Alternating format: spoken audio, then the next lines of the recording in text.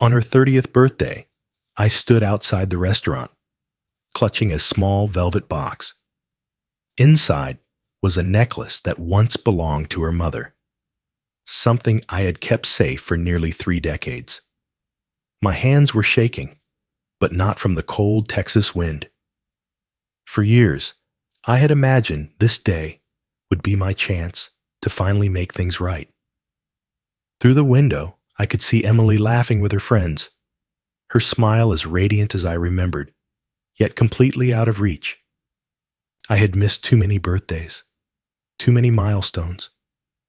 I thought maybe this gift, along with the truth I'd carried all these years, might bridge the distance I had created. When she finally noticed me standing there, her expression froze.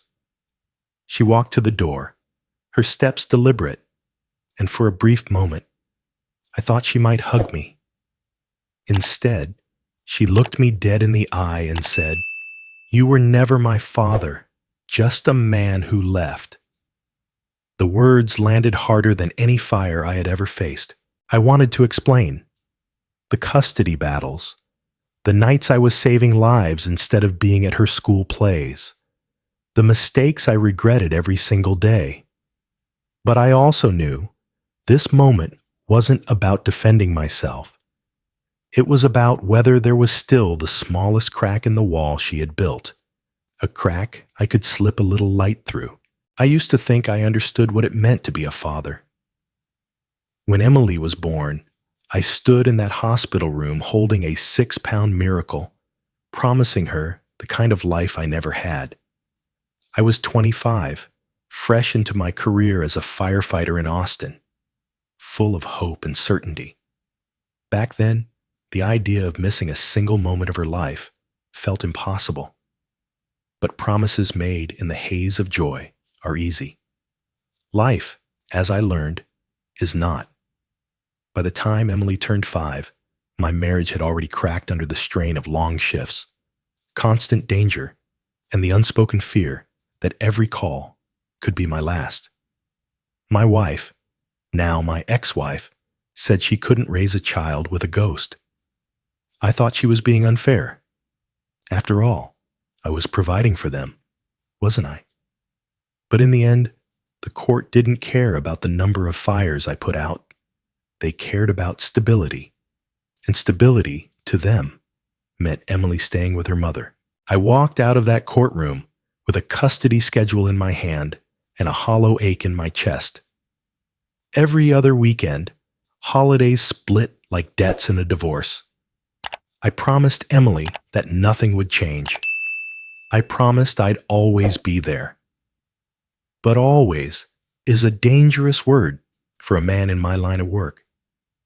At first, I tried. I made the drives, brought her to my apartment, where she had her own little room, painted yellow, stocked with toys she picked herself. We'd spend hours at Zilker Park, flying kites or eating ice cream that melted too fast in the Texas sun. She'd run ahead of me, hair flying, looking back to make sure I was there. And I was, for a while. Then the calls came more often. Structure fires, highway accidents, emergencies that didn't care it was my weekend with Emily. I'd swap shifts, beg for cover, but there were nights when the pager went off and I had to leave her with my neighbor until her mother could pick her up. Emily never complained, but I saw it in her eyes. The small flicker of disappointment that she tried so hard to hide. Her mother didn't hide hers. The first real crack came that spring. Emily was finishing kindergarten, and her class had a graduation ceremony. Tiny caps, paper diplomas, the kind of thing only parents care about. I promised I'd be there, camera in hand. She even picked out the tie I'd wear. The night before, a call came in. A 3-alarm fire on the east side. We fought it until dawn, and by the time I stumbled into the station, smoke-stained and dead on my feet, it was already past the time her ceremony started. I told myself I'd make it up to her. I told myself she was young. She'd understand. She didn't.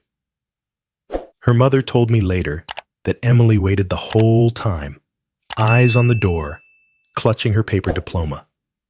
When I didn't show, she cried all afternoon. I didn't find this out until years later. At the time when I called to apologize, Emily just said, "It's okay, Daddy," in a voice so small I almost missed the crack in it. I thought she meant it. Looking back, that was the moment the wall began to rise. After that, she became quieter during our weekends. She'd still play, still laugh. But there was a guardedness, a subtle way she'd look to her mother for reassurance even when she was with me. I didn't recognize it then. I thought it was just her getting older, becoming more independent. I told myself I was giving her space. But space, I realize now, can turn into distance, and distance can turn into absence faster than you ever expect. The truth is, I had no idea that missed kindergarten ceremony had cut so deep. I didn't know that to Emily, that day was proof I wasn't dependable, that my promises were just words floating on smoke. I carried on, unaware, thinking we were fine. And maybe that was the biggest mistake of all. At 30, Emily could recite a long list of moments I wasn't there. Birthdays, school plays, soccer games. But that day in kindergarten, that was the seed. And I never saw it grow. Years later, I would stand outside a restaurant on her 30th birthday, holding a gift I thought could fix things, still blind to just how early the damage had been done. The years between kindergarten and college seemed to slip away like smoke through my fingers. One day, Emily was a little girl clutching her diploma. The next, she was a young woman packing boxes for her dorm. I tried to stay involved, calling before her exams, sending care packages with snacks and the same brand of coffee I drank at the station. Her responses were polite, short. "Thanks, Dad. Appreciate it." Sometimes I'd get a photo, a blurry shot of her campus or her roommates. Other times there was nothing at all. I told myself it was normal. Kids grow up. They get busy. They don't call their parents as often. But even as I told myself these things, I could feel the distance stretching, subtle but constant. When she graduated college, I watched the ceremony online. I hadn't been invited. The live stream link came from a mutual friend, someone who assumed I already knew. I clapped alone in my apartment as I saw her cross the stage in her cap and gown. Her smile was radiant, but it wasn't for me. I sent her flowers, the most expensive bouquet I could find, with a note that read, "I'm proud of you. Love, Dad." She never replied. I thought that was the worst of it, until 2 years later, when I got a phone call from a buddy at the firehouse. "Hey, Rich, I didn't know your daughter got married." I almost dropped the phone. "What are you talking about?" He laughed awkwardly.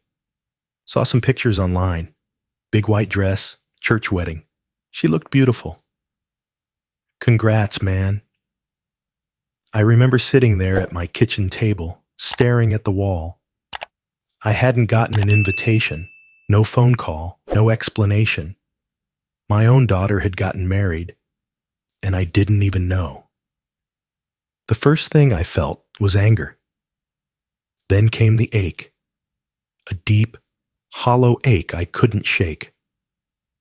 I wanted to believe she was just busy, that maybe it had been a small, private ceremony. But the pictures told another story. Rows of guests, a decorated aisle, a reception full of smiling faces, and not one empty chair for me. I told myself Emily was being unfair, that she was shutting me out for no reason. But the truth, as I would find out much later, was more complicated. What I didn't know at the time was that her mother had played a role in my absence. It wasn't until years after the wedding that I found out what really happened. I was at a small coffee shop, the kind of place where retired firefighters gather to swap stories. That's where I ran into Lisa, an old family friend who had been at Emily's wedding. She hesitated before telling me, "Richard, I think you should know something about Emily's big day." I braced myself. "She wanted to invite you," Lisa said softly. "But your ex thought it would cause drama. She told Emily she'd already informed you. And when you didn't show, well, Emily assumed you just didn't care." The words landed like another blow. I sat there, my coffee growing cold, realizing that for years Emily had been carrying a version of the story where I had known and chosen not to come. It explained so much.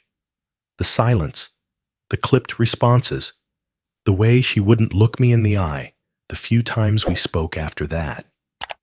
She thought I'd abandoned her on the most important day of her life. And all the while, I'd been sitting alone in my apartment, wondering why she had shut me out. It was a twist of the knife I didn't see coming. For the first time, I began to understand that the rift between us wasn't built solely on my mistakes. There had been other hands at work, subtle, maybe even well-intentioned, but destructive all the same. Her mother had always said she wanted to protect Emily from pain. But in doing so, she had rewritten the truth in a way that left me standing as the villain. And Emily? She never questioned it. Looking back, I wish I'd fought harder. I wish I'd confronted the lies sooner. But at the time, I didn't even know there was a battle to fight. Instead, I carried on with my quiet regret, holding on to birthdays and holidays like lifelines. I sent cards. I called on Christmas. Sometimes she'd pick up. Sometimes she wouldn't. Each time I heard her voice, I'd think maybe we were making progress. Each silence reminded me we weren't. The wedding became another invisible scar between us, one I couldn't see but felt every time I reached out and got nothing in return.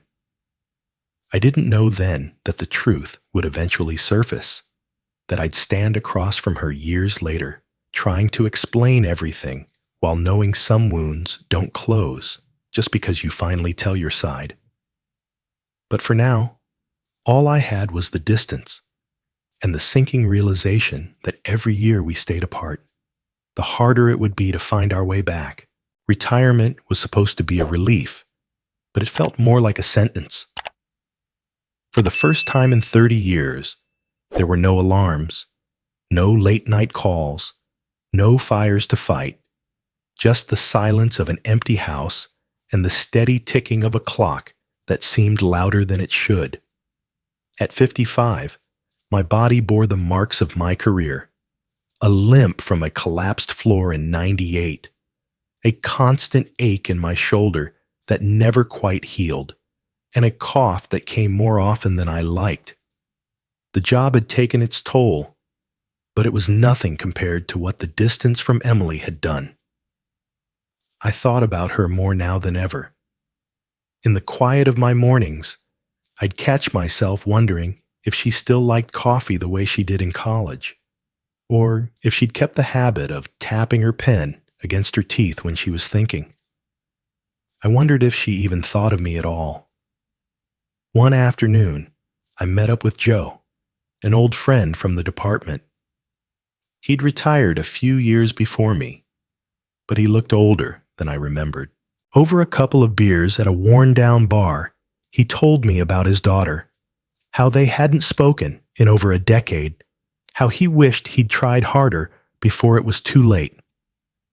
Joe leaned in, his voice low. "Rich, it's never too late, but it might be your last chance. Don't wait for the perfect moment. There isn't one." Those words stayed with me. That night, I sat at my kitchen table, staring at my phone. I thought about calling Emily, about writing another letter she'd probably ignore. But something in me shifted. Joe was right. Waiting for the right time had gotten me nothing but more years apart. Then came the twist I didn't expect. I heard through a mutual friend that Emily was expecting her first child. For the first time in years, I felt a flicker of hope strong enough to move me. If there was ever a moment to try again, it was now. A grandchild could be a bridge, a way to show her I wasn't just a ghost from her past. I knew I couldn't just show up out of nowhere. I needed something more, something that meant something to her. That's when I thought of the necklace. It had been her mother's, a delicate silver chain with a small pendant shaped like a teardrop. She wore it constantly when she was pregnant with Emily, and after the divorce, she left it behind in a box of old things. I'd kept it all these years, waiting for the right moment. Now I decided, was that moment. I had the necklace polished until it gleamed like new. But I knew a piece of jewelry alone wouldn't bridge the years of silence. I needed to give her something more, something that proved I'd been thinking of her even when we weren't speaking. That's when I decided to include the truth I'd never told her. When Emily was 5, just after the custody arrangement was finalized, I opened a savings account in her name. Every month, I deposited a portion of my paycheck. I never touched it. Not for myself, not for anyone else. It wasn't much at first, but over 30 years, it had grown into something significant. I'd never mentioned it because I didn't want her to think I was trying to buy her love. But now, I realized it wasn't about that. It was about showing her that even when I wasn't there physically, she was always in my plans, in my thoughts, in my life. I sat down at my desk and began to write a letter. It wasn't an apology letter. I'd sent enough of those over the years. This one was different. I told her about the necklace, about the savings account, about the moments I wished I'd been there, and the nights I stayed awake thinking about her. I told her I didn't expect forgiveness, but I hoped she'd see I'd never stopped caring. When I finished, I placed the necklace and the letter in a small velvet box. Her 30th birthday was coming up in a few weeks. I decided I would go to her celebration, not to demand anything, not to force a reconciliation, but to be there, truly be there, for the first time in years. For the first time in a long while, I felt like I had a purpose again. The restaurant was tucked into a busy downtown street, warm light spilling from the windows onto the cold evening sidewalk. I stood outside for a moment, the small velvet box in my pocket feeling heavier than it should. My breath came slow, deliberate, as if I could somehow steady myself for what was about to happen. I hadn't been invited, but I knew where the celebration was being held. I wasn't there to cause a scene. I just wanted a moment, a chance to hand her the necklace and the letter, to let her know that I still cared. Through the glass, I saw her. Emily was seated at the center of a long table. Her hair swept elegantly over one shoulder, a faint smile on her lips as she talked to her friends. She looked so much like her mother, it almost stopped my heart. I pushed open the door. Conversations quieted just slightly as I stepped inside. I didn't belong here, and everyone knew it. Her eyes found me almost immediately. The smile faded. She froze for a split second, then leaned back in her chair, folding her arms. There was no welcome in her face, just the cool, guarded expression I'd grown used to over the years. As I stood there, Wondering whether I should approach, a voice called my name from across the room. Richard? I turned and saw Mark Turner, an old colleague from the department. His hair was grayer, his shoulders broader, but his grin was the same. We clasped hands briefly. What are you doing here? I asked quietly. Emily invited me, Mark said, his voice low. She doesn't know I was the one who pulled her out that night. My brow furrowed. What night? He gave me a look, then seemed to realize Emily had never known. The accident. She was 10. Got caught in that old barn fire near the Johnson property. You were at another scene that night, so I went in. I figured she'd have heard the story by now. I stared at him, stunned. Emily had no idea. For a brief moment, I thought maybe, just maybe, this was the bridge we needed.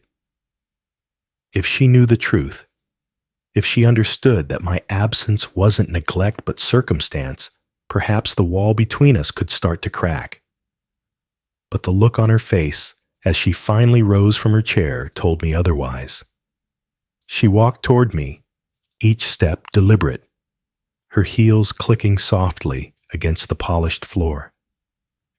When she stopped in front of me, she didn't smile. You were never my father, she said quietly, but the words cut deep. Just a man who left.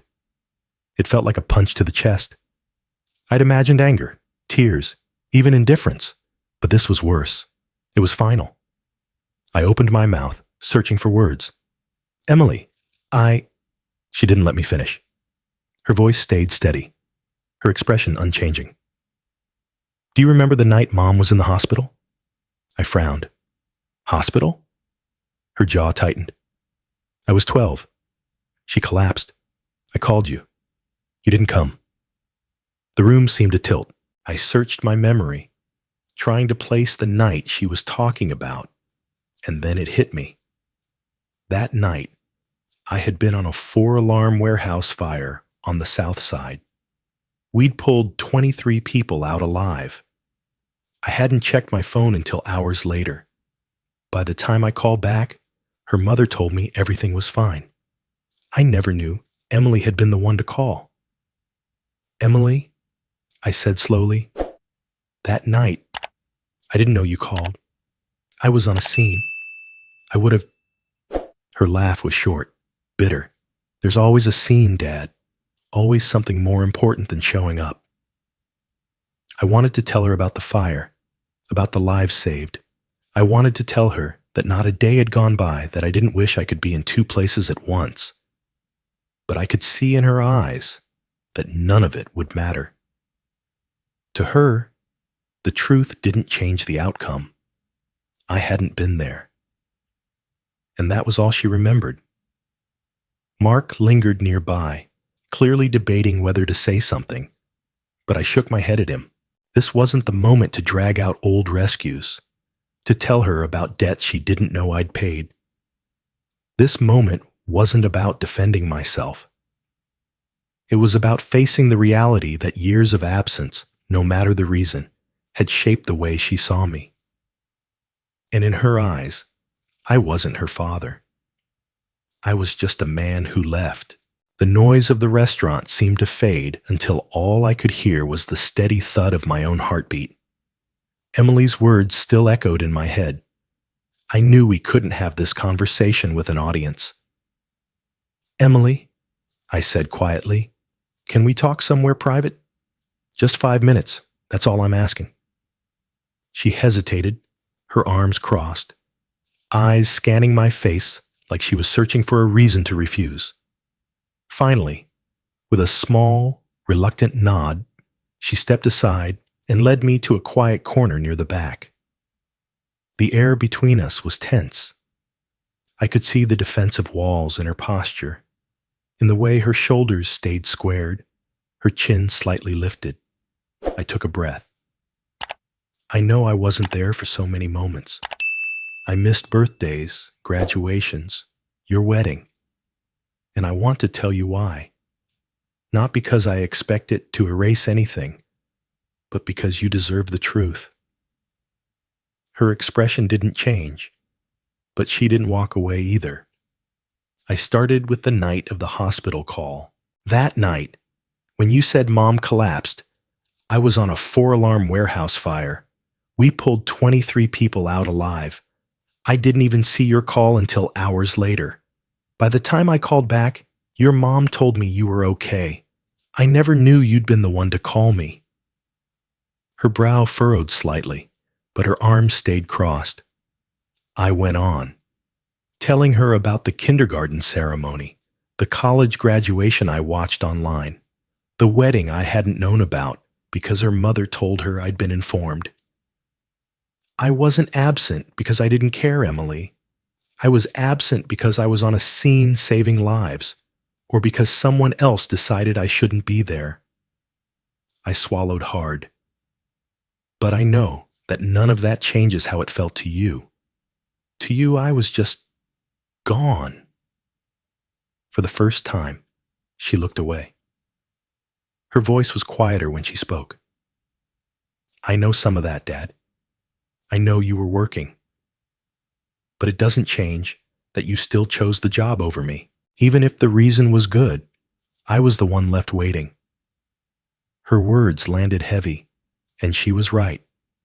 I could explain every call, every emergency, every reason I missed something, but none of it erased the fact that she'd grown up looking for me and finding an empty space instead. The injustice of it all, how I'd fought to be there, how circumstances and misunderstandings had painted me as indifferent, burned inside me. But I couldn't be angry at her for how she felt. I leaned forward slightly. "Emily, I'm not asking you to forgive me tonight. I'm not even asking you to understand everything I've done. My voice faltered, and I steadied it again. "I just hope someday you'll let me try again. Not to replace what I missed, because I can't, but to be part of your life now, however much you'll allow." Her eyes softened almost imperceptibly, but she didn't respond. She looked down at the table, her fingers tracing the edge absent-mindedly. I reached into my pocket and placed the small velvet box in front of her. "This was your mother's," I said. "She wore it when she was pregnant with you. I kept it all these years, waiting for the right time. I thought maybe your birthday would be it." She hesitated, then opened the box. The silver necklace caught the light, the small teardrop pendant gleaming. For the first time all evening, I saw something shift in her expression, something that wasn't anger or distance. It was faint, but it was there. I added quietly, "There's also something else. When you were 5, I started a savings account for you. I put money into it every month, no matter what. I never touched it. It's yours. I don't want you to think it's about buying anything. It's just, I wanted you to know you've always been part of my life, even when I couldn't be there." She looked at me, her expression unreadable. Then she closed the box, slipped it into her purse, and stood. For a moment, I thought that was it, that everything had frozen again, locked in the same silence we'd lived in for years. But as she turned away, I caught something in her eyes when she looked at the necklace. It wasn't forgiveness. It wasn't reconciliation. But it wasn't nothing either. It was the faintest flicker of something I hadn't seen in a long time. Hope. When she turned back to the table, necklace and letter tucked away, I knew it was time to leave.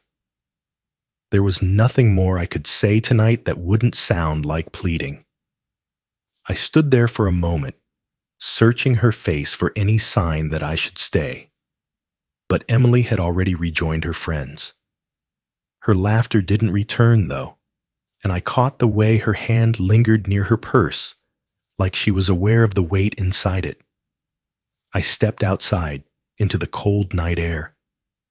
my breath visible in the glow of the streetlights. The velvet box was no longer in my pocket, but somehow the emptiness felt heavier. I walked the few blocks back to where I'd parked, my steps slow, each one echoing the same thought. At least I tried. Inside the car, the silence was almost unbearable. I sat there for a moment, hands gripping the wheel, staring at nothing. I thought of all the times I'd driven away before. After custody drop-offs, after missed birthdays, after awkward holidays, and how it had always felt final. This time was different. I didn't know if tonight was the end or the start of something new. Inside the restaurant, after the cake was served and the last of the guests began to trickle out, Emily finally opened her purse. She pulled out the letter, still sealed in its envelope. For a moment she hesitated, fingers tapping the edge like she wasn't sure she wanted to know what was inside. When the room grew quiet and only a few stragglers remained, she slid her finger under the flap and unfolded the paper. Her eyes moved slowly across the words. It wasn't an apology letter in the usual sense. She'd received enough of those over the years. It was different. I told her about the necklace, about the way her mother wore it every day when she was pregnant with her. I told her about the savings account, the quiet deposits that had grown over the years, untouched. I told her about the moments I'd missed and the nights I'd sat awake wishing I'd been there. Her expression shifted, subtle, almost imperceptible, but it was enough. It wasn't forgiveness, but it wasn't the cold wall she'd worn all evening either. She folded the letter carefully and slipped it back into the envelope, tucking it into her purse. As she left the restaurant, her thoughts were unreadable. The weeks that followed passed in silence. I didn't hear from her. I didn't expect to. I'd learned over the years that Emily needed space, time to think, time to feel whatever she needed to feel without my presence pressing in. I went back to my routine, though it wasn't much of one. Retirement didn't have the same rhythm as the firehouse. The days were quiet, the nights even quieter. I kept busy where I could. Helping out at the local community center, meeting Joe for coffee, reading books I'd bought years ago but never opened. But no matter what I did, there was a constant hum in the back of my mind, a steady wondering about whether she'd read the letter again, whether she'd worn the necklace even once. Then one evening, as I was making dinner, my phone buzzed. It was a number I recognized instantly. "If you're free? Dinner tomorrow?" I stared at the screen, reading the words over and over. There was no context, no greeting, no explanation, just the invitation. My first instinct was to question it. Why now? What had changed? But then I realized it didn't matter. I typed back simply, "I'll be there." The next day I arrived early. The restaurant wasn't the same as the birthday celebration. It was quieter, more intimate. I'd been expecting just Emily, but as I walked in, I saw her seated at a small table. Beside her sat a man I recognized from photos, her husband, and next to him, my breath caught, her mother. For a moment, I froze at the sight. The years had changed her, but her eyes were the same. Eyes that had once looked at me with love, then anger, and eventually nothing at all. Emily stood as I approached. Her expression was careful, guarded, but not hostile. "Dad," she said simply, a word that still felt strange after so many years. Her husband offered a polite handshake. Her mother gave a small nod. We sat down. The air was thick, charged with the weight of unspoken words. This wasn't a reconciliation. This wasn't a reunion. This was something else. I didn't know if this dinner was a test, a peace offering, or just another step in a long, uneven road. But I knew one thing.